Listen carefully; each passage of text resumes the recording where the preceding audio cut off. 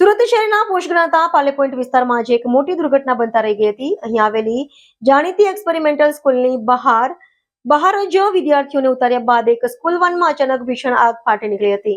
આજે જ્યારે શાળાઓ શરૂ થવાનો સમય હતો ત્યારે ડ્રાઈવર ભાવિન મહેતા પોતાની વાનમાં વિદ્યાર્થીઓને લઈને સ્કૂલ પહોંચ્યા હતા. વિદ્યાર્થીઓને શાળાના ગેટ પાસે સુરક્ષિત રીતે ઉતાર્યાના ગણતરીના મિનિટોમાં જ વાનમાંથી ધુમાડા નીકળવા લાગ્યા અને જોતજોતામાં આખી વાન આગની લપેટમાં આવી ગઈ.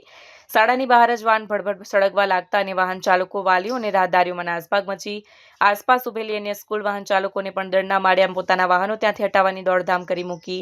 સબ ફાયર ઓફિસર કાંતિ ભગેરિયાના જણાવ્યા અનુસાર વાન ચાલક ભાવિન મહેતાએ વિદ્યાર્થીઓને ઉતારી દીધા હતા.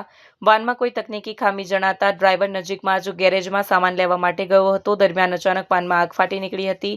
ઘટનાની જાણ થતાં જ ફાયર કંટ્રોલ રૂમ દ્વારા તાત્કાલિક ફાયર ફાઈટરોની ટીમ ઘટનાસ્થળે રવાના કરવામાં આવી. ફાયરના જવાનોએ ગણતરીના સમયમાં જ પાણીનો મારો ચલાવી આગ પર કાબુ મેળવી લીધો હતો. જોકે ત્યાં સુધીમાં વાનનો મોટાભાગનો હિસ્સો બળીને ખાખ થઈ ગયો હતો. જો આ આગ વિદ્યાર્થીઓ વાનમાં બેઠા હોત તે સમયે લાગી હોત તો સુરતે ફરી એકવાર મોટી હોનારત જોવાનો વારો આવ્યો હોત.